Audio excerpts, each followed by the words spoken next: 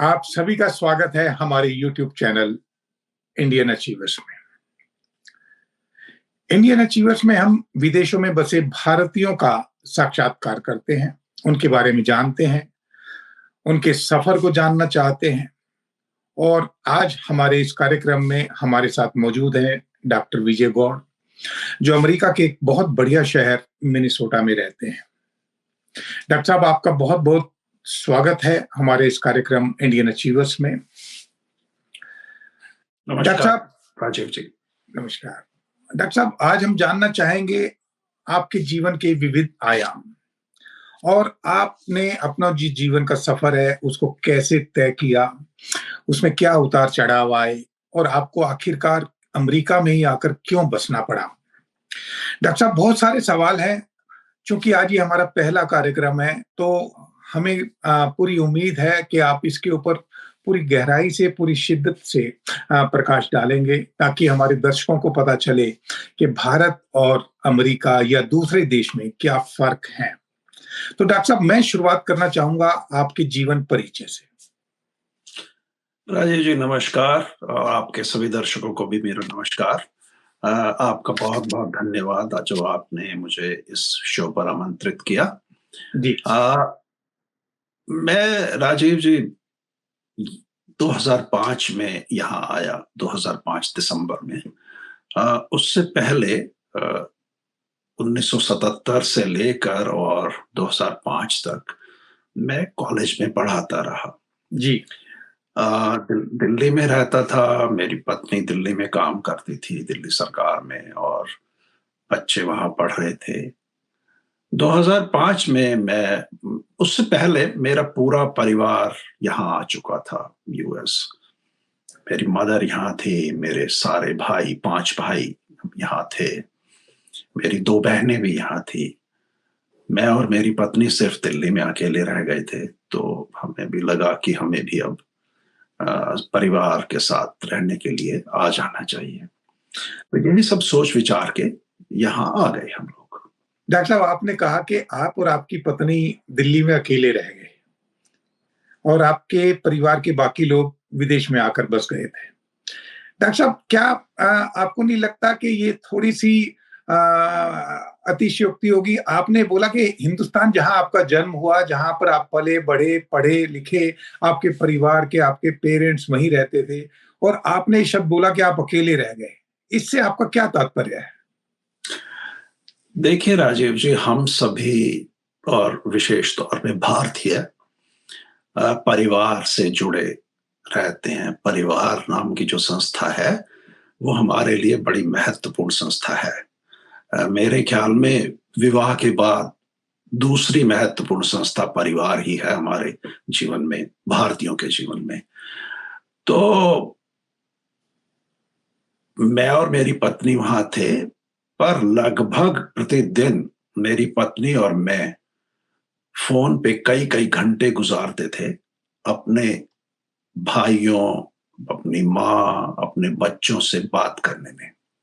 हुँ, हुँ। वो समय था राजीव जी, जब इंटरनेट नहीं था इतना। भारत जी, में तो कम ही था, और कॉल्स भी फ्री नहीं होती थी। जी। और एक कारण वो भी था, दूसरा उसके अलावा भी एक एज के बाद आपको लगता है कि मैं कुछ नया एक्सप्लोर करूं जीवन में। वो भी एक कारण था। जी। भावनात्मक प्रश्न है ये।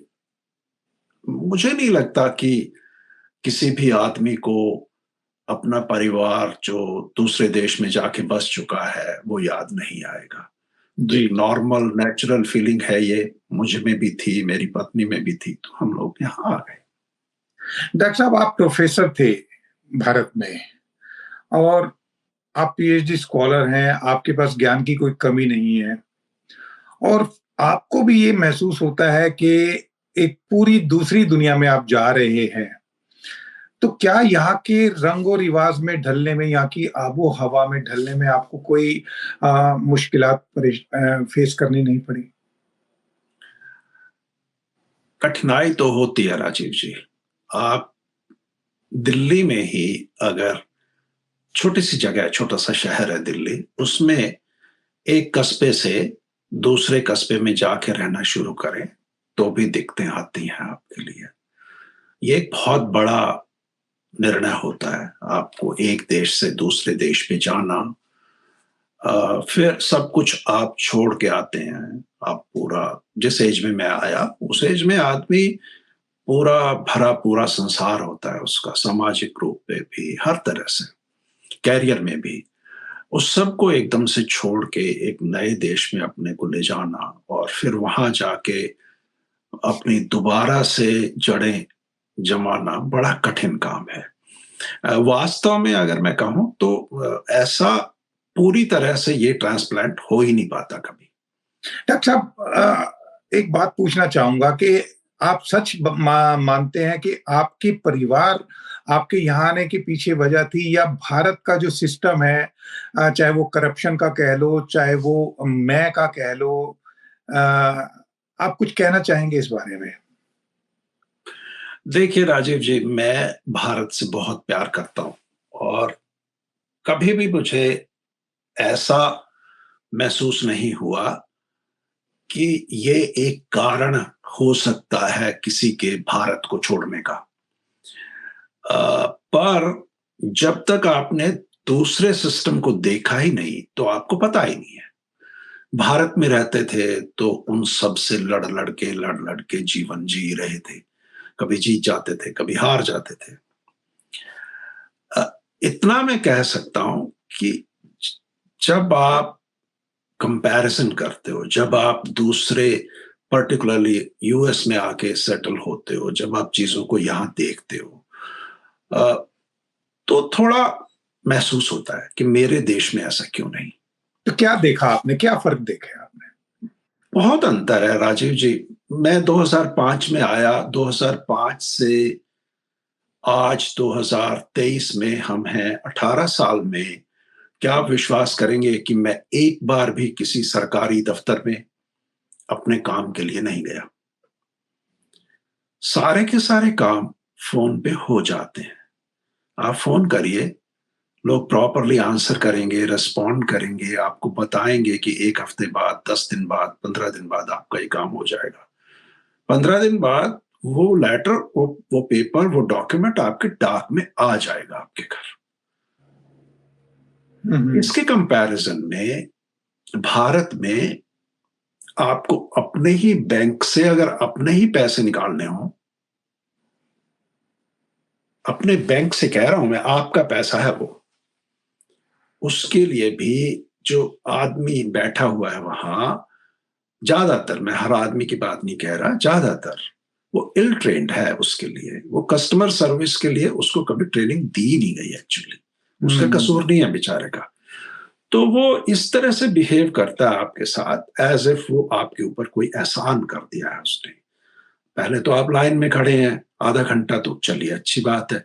उसके बाद जब आप आते भी हैं वहाँ, तो वो जो एटीट्यूड है, वो दुःख देता है। उसके कंपैरिज़न में मैं एक एग्ज़ाम्पल दे रहा हूँ ये आपको। उसके हुँ, हुँ। कंपैरिज़न में आप यहाँ किसी बैंक में जाइए, तो आपको बड़ा सुखद सा अनुभव होता है। जी, तो जी, जी। लगता है कि ये मेरे देश में क्यों नहीं हो पाया आज तक। अब तो चीज़ें बदल रही हैं। मैं पिछले 2-3 बार से जब भारत गया हूँ, तो बड़ा अच्छा लगता है देख के कि वहाँ अब चीज़ें, परिवर्तन आ रहा है उनमें, चीज़ें बदल रही हैं धीरे-धीरे। तो अभी जैसे भारत में भारतीय जनता पार्टी की सरकार है और उसको राज करते हुए लगभग 9 साल हो चुके हैं। तो क्या आपको ये लगता है कि कुछ बदलाव आया है, या अभी भी चीज़ें वैसी की वैसी हैं? देखिए राजीव जी, बदलाव, पहले मैं एक डिस्क्लेमर दे दूँ। मैं अपने पूरा जीवन राइट विंग को लाइक करता रहा। मैं अखिल भारतीय विद्यार्थी परिषद का सदस्य था, स्टूडेंट जब था। पर कुल मिला के मैं आपको ये बता सकता हूँ राजीव जी, 1975 में जब इमरजेंसी लगी, मैं आपको एक छोटी-सी घटना बताता हूँ। मैं तब 21 साल का था। तभी-तभी मैंने एमए किया था और एक लेक्चरर के इंटरव्यू के लिए मुझे चंडीगढ़ जाना था। मैं करनाल के बस स्टॉप पे खड़ा था, टिकट मेरे हाथ में था। एक सिपाही आया और मेरे को बालों से पकड़ के एक सामने नाई बिठा रखा था उन्होंने, उसके पास ले गया और कहा इसके बाल बहुत बड़े हैं, छोटे कर दो। इमरजेंसी लगे अभी 2-3 महीने हुए थे, ये अगस्त की बात है, जून में इमरजेंसी लगी थी। जी, जी, जी। वो घटना आज तक मुझे याद है। आप सोच नहीं सकते किसने मेरी उसने उस सिपाही ने, मेरे पैसे थे जो थोड़े बहुत हाथ में, वो भी गिर गए इधर-इधर। वो जो कंडक्टर था बस का जिससे मैंने टिकट ले रखी थी, टिकट तो थी मेरे पास, उसने मेरी मदद की कुल मिला के। हुँ, इस तरह का भी मैंने देखा उस देश में, दिल्ली में। फिर भी वो मेरा देश है, हम उससे प्यार करते रहे। जीवन भर हम उस सब को बदलने का प्रयास करते रहे। जी। अब 2014 के बाद मुझे लगता है कि वो प्रयास, हम तो नहीं हैं वहाँ, पर मेरे जैसे और हज़ारों लोग थे, जो जीवन भर इस प्रयास में रहे कि देश में परिवर्तन होना ही चाहिए। जीवन भर जो स्टूडेंट्स थे, उनको ये सिखाते रहे कि ये देश हमारा है और हमें इसको बदलना होगा। तो मतलब अब जाके मुझे ये लगता है कि वो सक्सेसफुल हुआ। धारा 370 भी हटी, देश के ऑफिसेज़ में ज करप्शन भी घट रहा है थोड़ा, जैसा मुझे लगता है। धीरे-धीरे और 20, 25, 30 साल ठीक हो जाएगा, ऐसा मुझे विश्वास है। मतलब आपका कहने का मतलब ये है कि पिछले 10 साल से पहले कुछ नहीं हुआ। पिछले 10 साल से पहले ये हुआ राजीव जी कि मैं 27-28 साल में 50 बार मेरा ट्रांसफर हुआ होगा, एक कॉलेज से दूसरे कॉलेज। जिस समाज में जातिगत आधार पे निर्णय लिए जाते हों, जिस समाज में आपके इंटेलेक्ट की कदर ना हो, उस समाज में निरंतर संघर्ष बना रहता है। आज भी हम संघर्षरत हैं उस समाज में। उस अच्छी दिशा में जा रहा है आज, ऐसा मुझे विश्वास है। मुझे अच्छा लगता है जब मैं वो सब देखता हूँ आज, तो अच्छा लगता है। जब हम युवावस्था में थे तो वो सब नहीं हो सका, अब हो रहा है वो। अच्छा तो लगता है कि 500 साल के बाद राम मंदिर बन रहा है। अच्छा लगता है कि अब आज जैसे कश्मीर में हमारे हिंदू भाई शांति से रह सकेंगे। अच्छा लगता है ये सब देख के। जी, जी। अब जैसे आपको 18 साल हो गए यहाँ पर बसे हुए। आपने जो कुछ चाहा वो आपने पा लिया। तो आपको क्या लगता है कि अगर आपको अच्छा लग रहा है तो अब आपको वापिस जाकर अपना कुछ कंट्रीब्यूशन देना चाहिए और इस अच्छेपन को और आगे बढ़ाना चाहिए? पिछले 18 साल में राजीव जी मैं 15 बार भारत गया हूँ। जी। लगभग हर साल कोविड के समय को छोड़ के भारत मेरा देश है, मैं उससे प्यार करता हूँ। मैं वहाँ पैदा हुआ हूँ। उसकी मिट्टी मेरी नस-नस में बसी हुई है। आज भी मैं यहाँ से जाता हूँ और एयरपोर्ट पे पाँव रखते ही जो कॉन्फिडेंस फ़ील करता हूँ, जो अपनापन लगता है, वो आपको मैं शब्दों में बता नहीं सकता। या जी। ऐसा लगता है जैसे ये सब अपना है। भले ही मैं दूसरे देश का नागरिक हो गया हूँ अब, पर उससे कोई अंतर पड़ता नहीं है। वो एक टेक्निकल बात है कि आप जहाँ रहें, वहाँ काम हुँ। करने के लिए, वहाँ सुख-सुविधाओं के लिए आपको नागरिक बनना पड़ता है। अ, पर भारत से जुड़ा हुआ हूँ और भारत भविष्य में प्रगति करेगा, ऐसा विश्वास है मुझे। अच्छा, आपको लगता है कि आप विशेष थे इसलिए आप अमेरिका में आकर बस गए या आपको ये लगता है कि भई अब हिंदुस्तान में आपके लिए करने के लायक कुछ खास नहीं था इसलिए आप यहाँ पर आ गए हैं? देखिए राजीव जी, हिंदुस्तान में करने के लायक बहुत कुछ था। अभी भी बहुत कुछ है। अभी भी जितना संभव है वो मैं करता हूँ। अ, ये सवाल है कि मैं विशेष था, ऐसी कोई बात नहीं। कोई विशेष नहीं होता दुनिया में। कोई इंडिस्पेंसेबल तो नहीं है दुनिया में। हम सब अपने विचारों में, अपने संस्कारों में, अपने एक्सपीरियंसेस में बंधे हुए एक जीवन को जीते हैं। हो सकता है मेरे जो एक्सपीरियंसेस हों लाइफ में वो आपके ना हों, किसी और के ना हों। इसलिए कोई इस तरह का जनरल रूल बना लेना या कोई कंपैरिजन करना तो अनुचित होगा। मैं किसी दुःख के कारण उस देश को छोड़ के आया, ऐसा नहीं है। आप ओके, मैं वहाँ कुछ पा नहीं सका जीवन में, ऐसा भी नहीं है। उस ओके। देश में सब कुछ दिया मुझे। आपने कहा कि पिछले 18 साल में आप एक बार भी किसी भी सरकारी दफ्तर में नहीं गए अमेरिका में। जी। तो क्या मुझे ये लगता है कि पीछे कहीं ये वजह रही है कि हिंदुस्तान में जो करप्शन है, जो मैं की भावना है, वो एक बहुत बड़ा प्रभाव डालती है आदमी को डिसीजन लेने में? फ़र्क तो पड़ता है राजीव जी। जिस मुख्यमंत्री के अंडर, मैं नाम नहीं लूँगा, हम लोग काम कर रहे थे, वो 10 साल के लिए जेल में जाना पड़ा उसे। अच्छा। आप समझते हैं हरियाणा में क्या हुआ। जी। ये सब चीज़ें आपके ऊपर असर डालती हैं। आप जब एक सिस्टम में जीते हैं, आप जब चीज़ों को होते हुए देखते हैं, आपके सामने गलत हो रहा होता है और आप उसको ठीक करने की शक्ति आप में नहीं होती, राजनीति के धरातल पे, हुँ। किसी भी धरातल पे, तो घुटन तो होती है राजीव जी। अब सवाल ये है जो आप मुझे बार-बार पूछ रहे हैं, मैं उस घुटन से डर के भागने वाला नहीं था। जी। पर उस यात्रा का एक अंत तो होना ही था ना, कब हुँ, तक? एक आपको अपना जीवन भी तो जीना ही है ना किसी तरह जगह जाके, और फिर पारिवारिक संबंध आपको खींचते हैं किसी धरातल पे जाके। एक तरफ डॉक्टर विजय गौड़ और एक तरफ 140 करोड़ लोग। एक तरफ डॉक्टर विजय गौड़ जो एक प्रोफ़ेसर हैं, जिन्होंने अपना जीवन विद्यार्थियों को पढ़ाने में लगाया है, और एक तरफ 140 करोड़ जो हर आदमी विदेश में जाकर नहीं बच सकता, और पिछले 10 सालों में भी उनको कुछ ख़ास फ़र्क नज़र नहीं आता। इस पर आप क्या कहना चाहेंगे? देखिए राजीव जी, ये विदेश में जाना अपने आप में एक समय था जब हिंदू धर्म में विदेश में जो चला जाता था उसको धर्म से बाहर निकाल देते थे। पर आप इस बात को तो महसूस करेंगे कि विदेश में जाना अपने आप में कोई बुराई नहीं है। जी। वो भी एक ऐसी धरती है, वैसे ही लोग हैं, और पर्टिकुलरली अमेरिका तो इंडिया की तरह एक एग्रीगेरियन सोसाइटी से डेवलप हुआ है। वही समस्याएँ हैं यहाँ के लोगों की, उसी तरह का सोच भी है, उतने ही सरल लोग हैं। अ, बहुत अच्छा समाज है। पर आदमी बाहर ना जाए, बाहर की दुनिया को ना देखे, 140 करोड़ लोगों के होने का ये अर्थ बिल्कुल नहीं है कि आप अपने जीवन के साथ कोई नए तजुर्बे नहीं कर सकते। पहली बात, आपके नए तजुर्बे करने से 140 करोड़ लोगों के जीवन में आप अगर रत्ती भर भी कोई योगदान दे सकें, तो धन्य समझें आप अपने आप को, ऐसा मैं समझता हूँ। दूसरी बात, जो कंट्रीब्यूट मैं वहाँ उस समाज के लिए कर सकता था, मैं ऑलमोस्ट कर चुका था। 28 साल थोड़े नहीं होते किसी भी काम को करने के लिए, और 2, 4, 5 साल कर लेता तो भी उससे कोई ज़्यादा अंतर पड़ने वाला नहीं था। जी, जी, जी। ऐसा मुझे लगता है। ठीक है डॉक्टर साहब।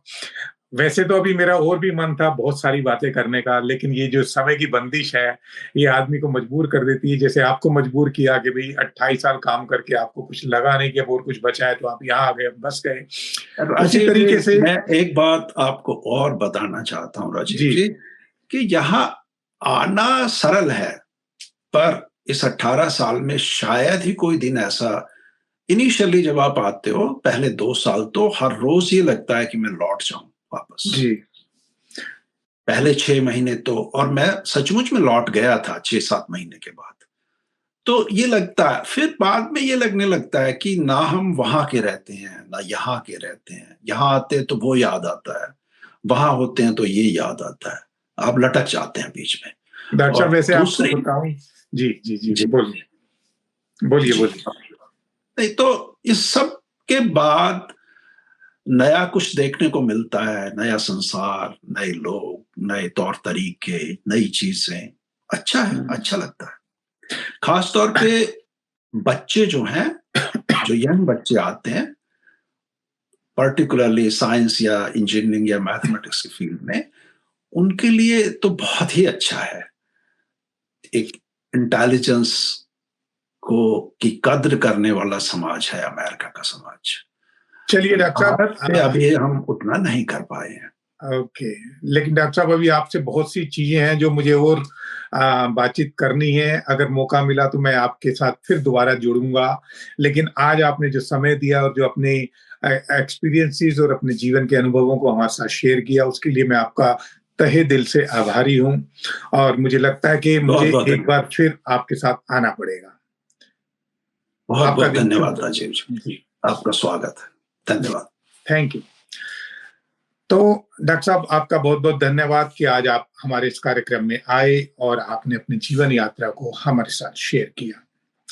तो दोस्तों, ये थी हमारी आज की कड़ी और बहुत ही जल्द हम एक नई कड़ी के साथ फिर हाजिर होंगे, नए मेहमान के साथ, एक नए विषय के साथ, और मैं चाहूँगा कि आप इसी तरीके से हमारे साथ जुड़े रहें और हमारे दर्शकों के साथ ही हमारा ये कार्यक्रम आगे बढ़ सकता है। तो मैं चाहूँगा कि आप हमारे चैनल को लाइक भी करें, सब्सक्राइब भी करें, क्योंकि आपका साथ ही हमारा आधार है। नमस्कार।